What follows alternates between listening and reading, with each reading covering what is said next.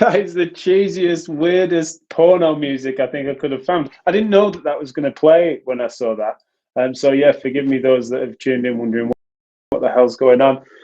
As I've mentioned here recently, we've got a new intro coming that's not ready yet, and so I've just been using whatever the sort of stock ones are. And so clicking that one today ended up being that little jazz fest. So hope you enjoyed that. I don't think we'll use that again. That's just creeped me out a little bit. The date's wrong on there as well. Look, what an amateur. I've just had a tech outage. The Wi-Fi's down in the clinic, and so it's really annoying. I'm just scrambling. Fortunately, my guest today has been very patient, very understanding, and so she waits patiently as I do the quick intro. But thanks for joining those that are tuning in live. I'm Jack Chew. This is Chewing It Over, 12:30 till 1 o'clock. Now, Mondays and Fridays, and we've had some cracking guests on this year already, but this one's been one that we've been really looking forward to take a turn from talking about policy and clinical and start talking about something that is, of course, of major importance, which is sustainability, green issues, and also the way in which I think we need to be thoughtful in that direction with regards to the increase and proliferation in PPE use that's occurred in the pandemic. And also, I think a bit of natural nihilism that's sort of set in, whereby some people have got into better habits, myself included, and then the pandemic hit and we started to have to clad ourselves in plastic all the time.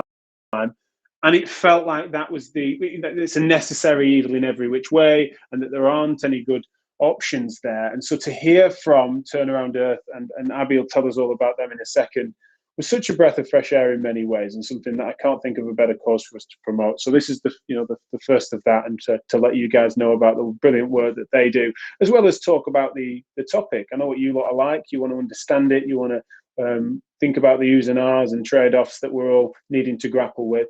And so it was just a perfect opportunity to bring them onto the show. And kindly, Abby's joining me today. So hopefully in the click of a couple of buttons, with no further cheesy music, I hopefully bring you Abby. Are you there? Hello, how you doing? Yes, good. Nice to meet you. I saw you were swaying along there. Oh, it was great. To the music. But yeah, that was a bit of a surprise. So firstly, tell folk a little bit about you and a little bit about the company, and we'll get stuck into the topic at hand. Yeah, wonderful. So I'm a director of a company called Turnaround Earth, which we set up with 3 of my other friends. And it all sort of started because my friend Lily, she has a sports massage clinic in North London, and she was trying to seek out different products to use, especially during the pandemic, that could make and sort of ensure that she's a sustainable clinic. So looking at masks, looking at couch roll, aprons, all these things that she uses on a daily basis, and she realized there was quite a lot of waste involved when using them. She found some amazing products, but unfortunately they came from everywhere, and not just from one company, which means although you're trying to be sustainable, your carbon footprint is rising with every item that you buy because it's being delivered from different countries or different areas across the UK. Sure. So we kind of came up with a solution in basically looking at how to bring all these, make really good relationships with the people who are producing the products, get them out there a little bit more so people know a little bit more about them, and then bring them all into one place so that when a customer orders, they've reduced their carbon footprint because they're sort of ordering it from one supplier, which essentially is us. And we delved into the sustainable world. It's a big world and it's a very confusing world. Sure. And especially during the pandemic, you want to make sure that what we're using is also, CE marked and is still safe for both customers and then also suppliers. So ensuring that safety is first as well as sustainability. And again, that was really hard to sort of find those products that were ticking both boxes. But we work with some amazing people who have bigger brains than I do in terms of actually coming up with IAR masks and all these amazing things that are plastic free or completely recyclable. And we're seeing more and more of these products come to fruition as well, which is brilliant. And yeah, that's kind of how we started. We did also have a few pints whilst sort of starting the company, but that's not as professional. Good. Yeah. Well, if you think about when that was, then yeah, the pints at distance. But that's great. I'm really pleased to hear that. And also, it's really interesting that you've already mentioned one of our questions was going to be about how you've got that trade-off between it being renewable, but then also still safe and doing the job. Because you can so imagine it being, oh, look at this, this knitted mask made of hemp. That yes, it might be renewable, but of course, I'm being cheeky and cliched there with regards to some products. But it's just that of course, then it wouldn't serve its purpose properly, and therefore that would, getting that sweet spot, no doubt, was a challenge. But I love that it was born. I love that it was born of a clinical need, as well as then a desire to be better, to be greener. I'm interested. Am I right in thinking, from what that origin story is, that you'll have been frustrated at the fact that then we did naturally regress and quickly because of the differing needs of the planet all of a sudden? Was that one of the things that sort of motivated you to get going?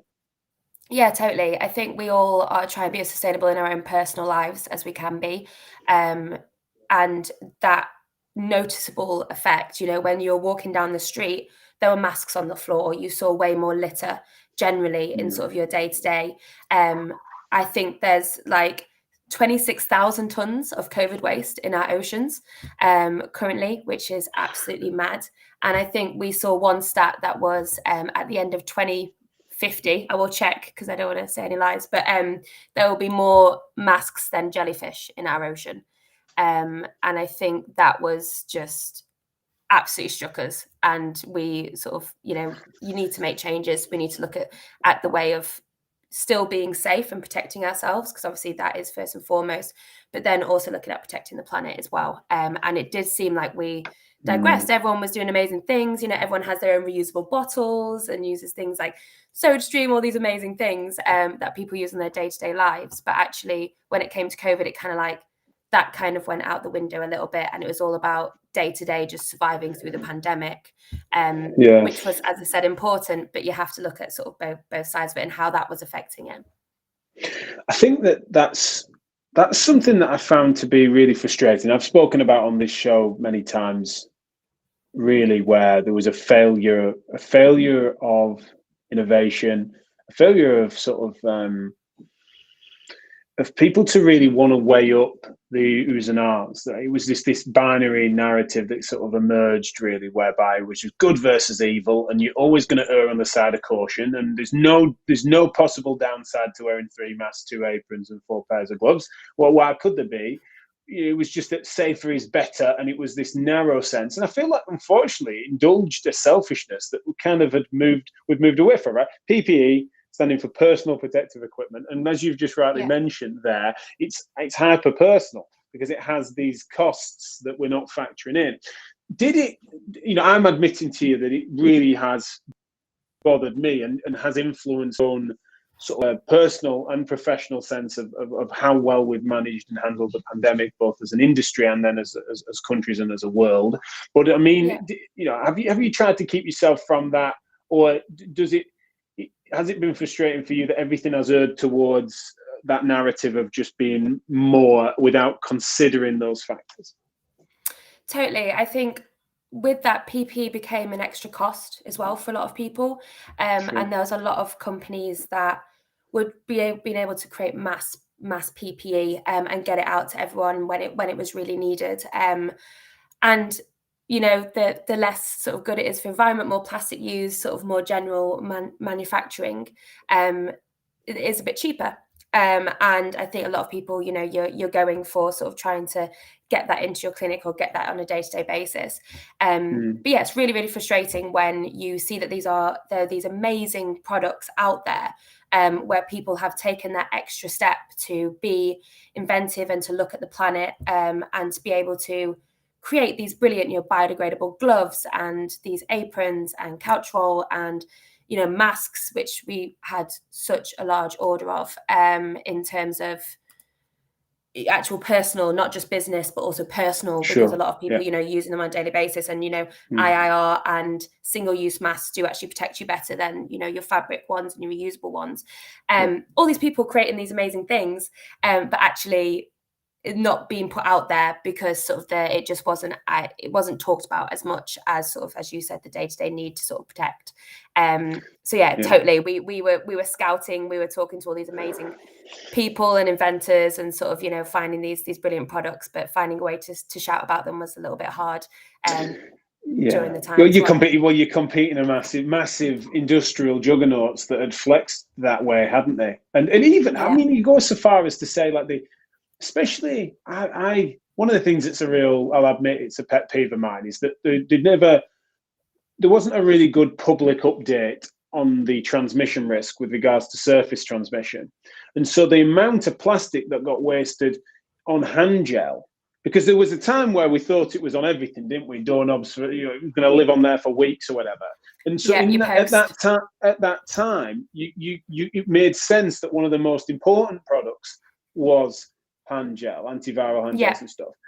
So even the plastic associated to that, or the way in which there's now stockpiles across, and also people moving there, and you've made a point that I've not really given much thought of course, but the wider manufacturing carbon footprint that comes from that. So that's where a failure of public messaging to make sure that there's an update or a way of communicating that with the public so that they can start to weigh things up a bit more rationally just didn't seem to happen. So fair play, and thank you for doing what you've done for all of us to actually, like, just because everyone wasn't being thoughtful about it, you guys, it was important enough for you to crack on and do. Let's go through some of the big hitters then. Let's go to masks first.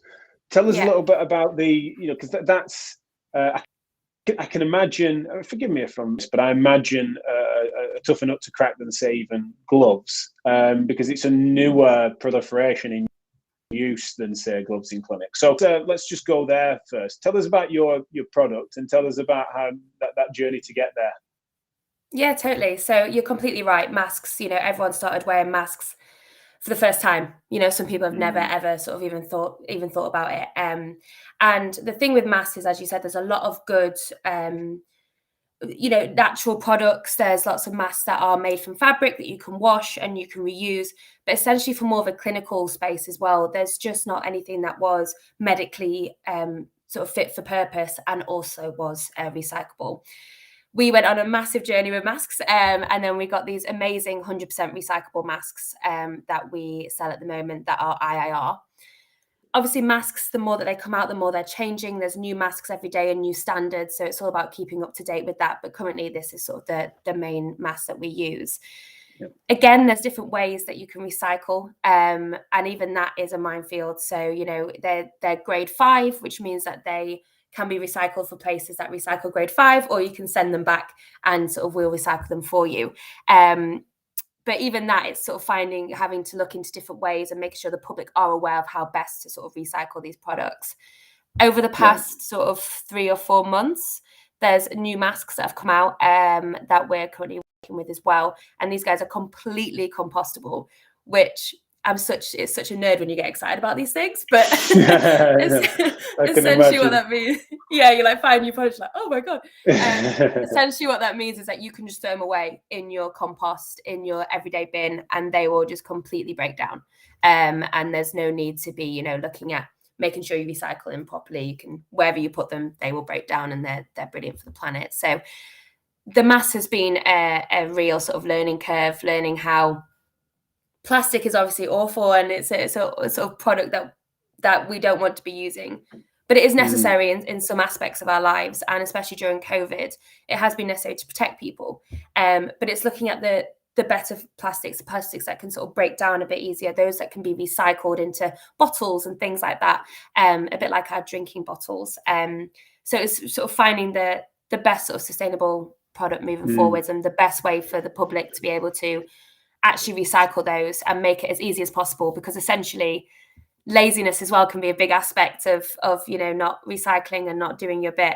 So making sure it's as easy as possible in terms of the process of recycling those sort of products. But I must say as well, they are the comfiest masks we've really worn. throughout the Great. whole. Yeah. No, I was thinking as I knew and prepped for this sat, looking back over correspondence and looking all over your website and stuff. It reminded me that we need to get an order in for sure. So I look forward to testing them out myself. I think what's really interesting is that you're not. I have a lot of time for the fact that you're grappling with the real challenges, and you're also recognizing some of the factors that will affect non-compliance in many ways, right? And so the it needs to be straightforward. It needs to have an ease of use aspect to it, but also it's that the amount of pressures that have existed on clinicians and, of course, Joe Public during the pandemic have been so unprecedented that we need to make sure that the persuasive case is made, and that we need to make sure we do take the horse to water and help it drink really sometimes on this stuff. And you really are doing that. The explainers and the product descriptions, being that extra bit thorough on your site, it all makes a difference. And we're looking forward to getting that message out more loudly and proudly. I fear that, and this is all on us, it's our fault, by the way, is this, but the timing of this is a bit of a funny one. It's like you reached out to us last year, and it's taken us a bit to get this together, and that's on us. But we now come at a point whereby there is going to be a decrease in usage, obviously very political as to how much it should be, etc. But there are major clinical use cases even prior to the pandemic, and so this should be something that needn't fail to proliferate. Is that a concern for you and the company? Is that something that needs to be mitigated, or really is now you've spent the time bolstering the perfect products that really actually the slight difference in market need won't matter with that? Yeah, I think there's always a worry that the way that people use PPE and on a daily basis changes, like every day with the news, different regulations. I think in clinics, it is something that there's that discussion around, and keeping it and sort of ensuring that a lot of physiotherapists and sort of people of that profession are carrying on using masks and gloves and aprons and whatnot for their customers. But at the same time, it is personal PPE. It is a personal choice to continue using it, and I think a lot of people are erring on that way to make their customers, if anything, just feel a lot more safer. And people are still worried about going into these sort of one-on-one positions with in clinics and with different professionals. I think what it has done though is open our eyes to so much more that are products that are out there. So yes, we have PPE, and that's been the core, and that's how we started off. But actually, things like couch roll have always been something that have been used. But it's about finding these products in more of a sustainable manner, and bringing on new elements, so like cleaning, and as you said, like sanitizing, all these things that we believe will definitely continue to be used on a daily basis, but now looking at more sort of sustainable options that are out there. I think in both personal and business lives, I think most people are willing to put themselves out to a slight inconvenience and an increased cost as a means of trying to do right by the environment. And it didn't feel until you that there were good options in that direction for us with PPE. But I have to ask the question: as to what is that? What is the relative inconvenience and what is the relative increased cost that people would need to try to find a way to absorb, or even surcharge, regardless of how they would find that? What would that look like on a typical use case? Yeah, I mean, there's always an increase in price when it comes to sustainable products, because there's more technologies that are used in actually producing it. So it's a harder process to create. So it's just always a little bit. Well, it's just more thought. It's just more thoughtful as well, isn't it? The fact that you're not just mass producing on getting an existing industrial machine to just start to then print those sorts of things. It's a different kettle of fish, isn't it? So understandable for sure. Yeah, I mean, I would say, you can get a box of mass out there, like 50 boxes of mass for, a tenner, and ours are close to £15-20, depending on the mass that you're getting. But at the same time, a lot of people just increased their PPE costs in general because it was a market that everyone needed, a product, that everyone needed. Gotcha. So actually for a long time, very, very similar. But yeah, there is sort of that increase, £5, £10 more sort of increase when it comes to the individual products, which has always been hard to convince people. But I think if you're in the right mindset and you understand the positive element that will come from your own clinic, you can represent yourselves as a sustainable clinic. You can be, talking to people about working with local businesses and sort of your local communities, and we've been involved in so many amazing things through the community, like local litter picks and working on sort of like really fun different charities and events, and all of that has been sort of incredibly rewarding. And I think you can get a lot more involved in that when you seek into more of that sustainable world, especially, unfortunately, as I said, it's a bit more of a cost, but it does open the doors to a lot more sort of other areas. Yeah, I like how thorough you've been as well, because the ability to not just be, oh, this is a sustainable mask, but to be a sustainable clinic with the detergents and the wipes, etc. I think that thoroughness has made it a really attractive proposition. And I think as well, now that it's going to become more of everyone's going to at least feel there's been more of a choice. Some would argue it's always been a choice, but there's been a major legal and then social obligation that has meant that people are just, what is the easiest, cheapest option? And I'm not even calling people on that, by the way. I've felt those pressures myself. Yeah, and totally. I understand why it's been 101 different stresses, especially for business owners, but of course for all of us in their own unique circumstances of how COVID has touched us. Therefore, trying to take low-hanging fruit, I get it, gobble it up. But now that things are becoming a bit more, there are going to be more choices to make, and that will be that there is a lighter touch, and that no one's going to be grabbing a handful of masks that you might be, hopefully that, I think, could be a real opportunity for growth for these sorts of conversations, as well as proliferation of your products. And I think that therefore, part of me this morning before the call, I was like torn between, but we're a bit late on this. But then actually another part of me is thinking that the timing could be perfect, because people are going to start to feel like there's more option choice. They're going to start thinking about what use cases they will or won't be using. And that might then mean that they can factor in sustainability more carefully now, that it's not an obligation. You're nodding a little bit there, so I feel like that's good that we seem to agree. Yeah, no, totally. I think that ultimately, the less products you can use in general, brilliant. That's better for the environment, no matter what. And as we're getting more of these choices we're not as panicked, right? There's not that element of what are we doing on a daily basis? Is this right? Am I buying the right product? All of that was very, sorry, my battery just went low. It's never professional. But all of that is, has reduced, which means that you have more options and more time to think about it and to decide what products you're going to use. And beforehand, I know people on clinics who are changing, masks per customer, or, every time they touch something different, they were taking everything off and putting on new products. And we now know that's not as essential. So you're not using as much, which means that you can spend that little bit extra on the products that you are actually using to make that difference. And seeping that into like cleaning and day to day, there's so many like balms and, general tools that you might use on a daily basis, making that one switch, and it lasts for a long, long time. So initially it might be a little bit more expensive, but you absorb that cost, and also then you can promote yourselves and work as more of a sustainable clinic. So you're totally right. The more, now we have more option, more time, and more sort of ability to look into these things, I think people will be going down those routes a lot more. I hope. Super. Anyway. No, that's good. Yeah, and I suppose we hope, don't we? But it's also just that marketing opportunity for us to.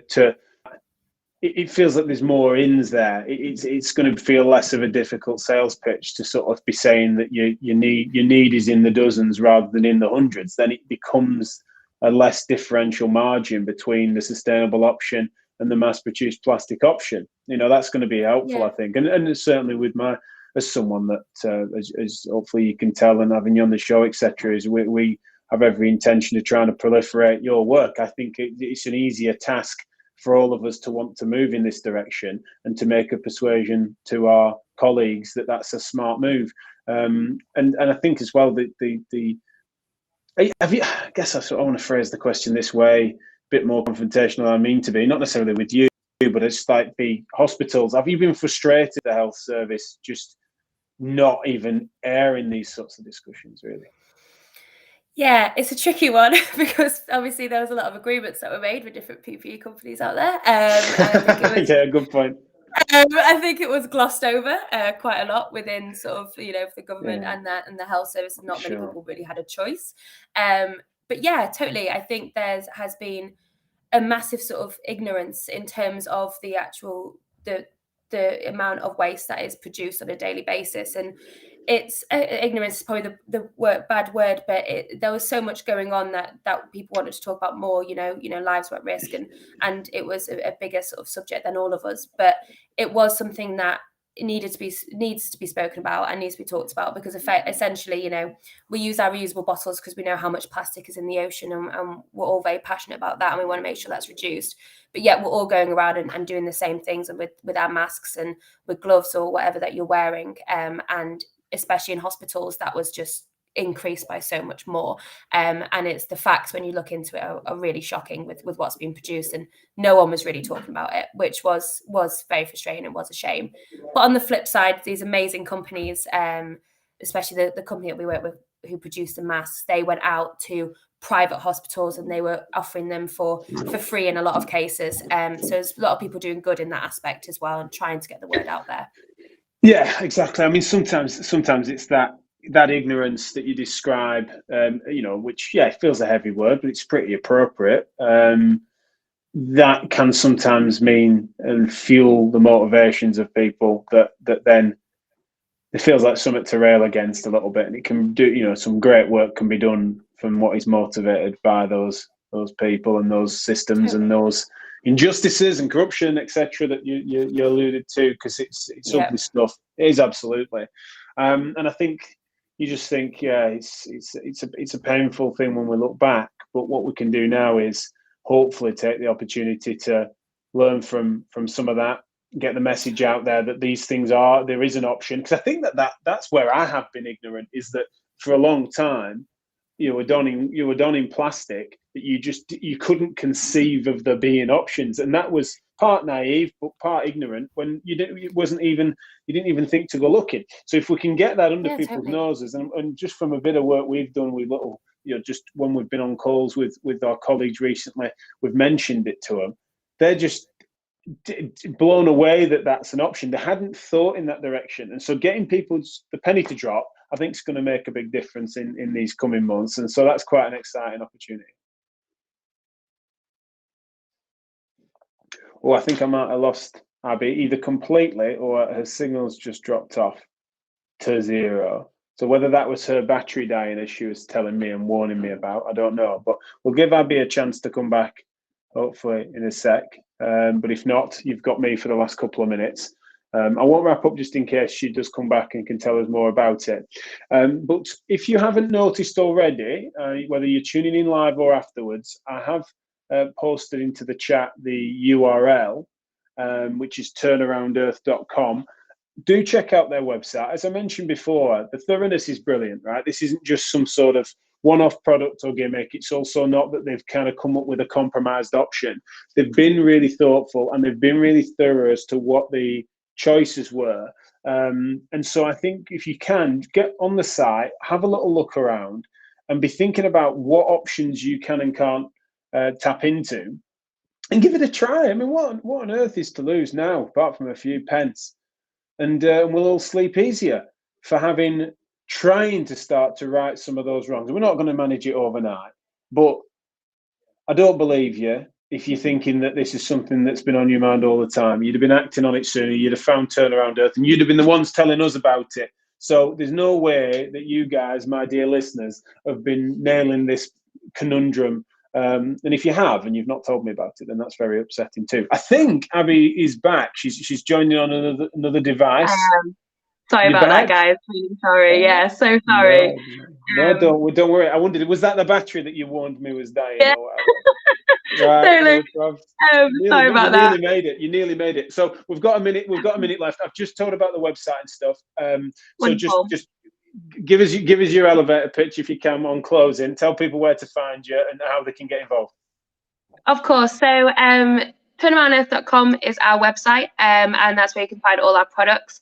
We focus on sustainable products and recyclable products, especially across PPE for clinics, especially sort of within the world of massage and physiotherapy. All our products are CE marked. We research all of them and ensure that they are safe as well as good for the planet. So you can sleep easy knowing that stuff has been ticked, and we provide all our certifications for all of them as well. Also, we'd love to hear about what you guys, the physiotherapy community in particular, has been amazing with telling us what they want to see, what they've been using on a daily basis, and different products that they want to see on the market. So anything that you guys can see, get us in touch. There's ways to get in touch on the website, and let us know the different products that you would like to see, and if there's any sustainable options that we're being blind to as well, because it's a big world, and there's lots of different options. So do get in touch. Fantastic. No, well, thank you so much for all you've done. I'm so pleased to now be in touch with you. In prep for this, it's only fueled my fire to learn more, to understand it, to help proliferate the usage, but also, as I said before, make sure that we get our clinic changed over ASAP, and I look forward to working with you on it as you can help us to do that. And so I think it's definitely been a watershed moment for us. I hope we can get that proliferating more widely across the industry. And then starting, as I just said, I don't know if you heard me as you were off between devices, I was saying that we need to try, and we're not going to be able to right that wrong very quickly. Well, at least, when you know better, you start to do better, and you start to try and change that behavior. And we've noticed some major progress societally on some of this stuff. And sometimes that, once the momentum gets going, then it can really get out there far and wide. So thank you so much for all you've done. Really appreciate it. That website again, for those that missed it, let me just make sure I pull it back up on screen, is where is it? turnaroundearth.com is the website to look for, and then we'll be sharing that across our social media channels independent of this as well, and make some clips of it. All right, so thanks, Abi, thanks for joining me, and well done with the quick bait and switch on the devices. That was seamless. Oh, I'm so sorry, so unprofessional. I'm so sorry. No. But, thank you so much for having me. I really appreciate it. And yeah, any questions, we look forward to hearing from people. And happy Valentine's Day. Enjoy. Absolutely, we did. We were going to make some cheesy puns about like love affair with the planet and stuff, weren't we? But we forgot, or I did. So yeah, happy Valentine's Day, everyone, and go and get your clinic a Valentine's present, and the planet one as well, by getting some sustainable PPE. That's the cheesy pun we'll finish with. Yeah, that's great. Thanks a lot. We'll just stay on the line. I'll chat to you just off air, but we're going to cut off it now. But thanks everyone tuning in, and do let us know. Get in touch with us about your thoughts on this topic. It's been really interesting. Cheers, Abi. Thanks.